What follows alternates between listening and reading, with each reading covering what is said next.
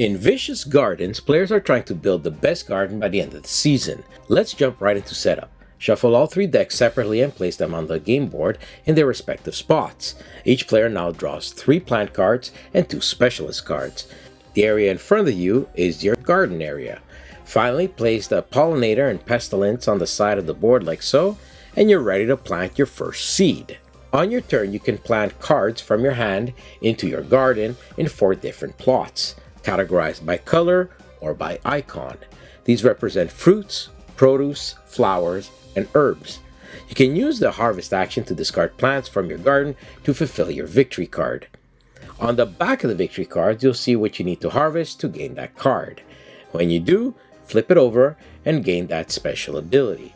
You can also pay for specialists in your hand the same way with your crop. Once used, they are discarded. At the end of your turn, after planting and harvesting, you may draw back up to 5 cards from the plant deck, specialist deck, or both. Before drawing, you may even discard a specialist in your hand to free up more space to refill. The game has some interesting mechanics, like the pollinator that protects your crops and pestilence that afflict plots. You also have wild cards that can be anything you might need. You might even get lucky and get the bird bath, which doubles the points of a plot at the end of the game. Once a player has 3 victory cards, they take the end of the season token and finish their turn. Then all players take one more turn before we calculate points. Here's how you do that. The player with the end of season token gets 1 point per player playing the game. Each victory card is worth 8 points. Plants and pestilence are worth no points.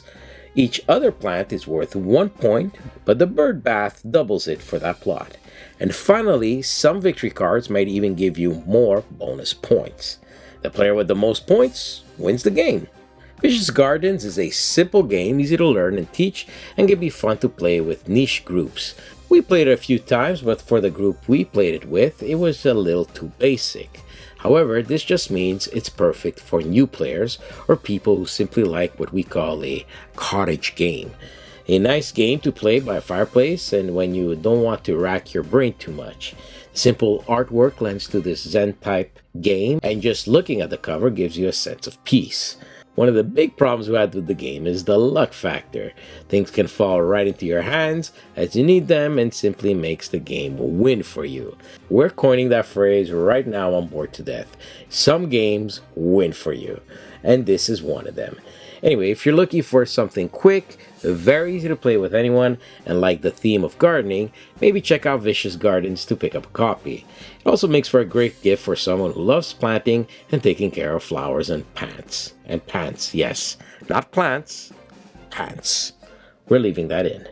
If you like our work, please help us continue by subscribing to the channel. This also ensures you never miss out on upcoming reviews. Thanks for watching, and see you at the next one.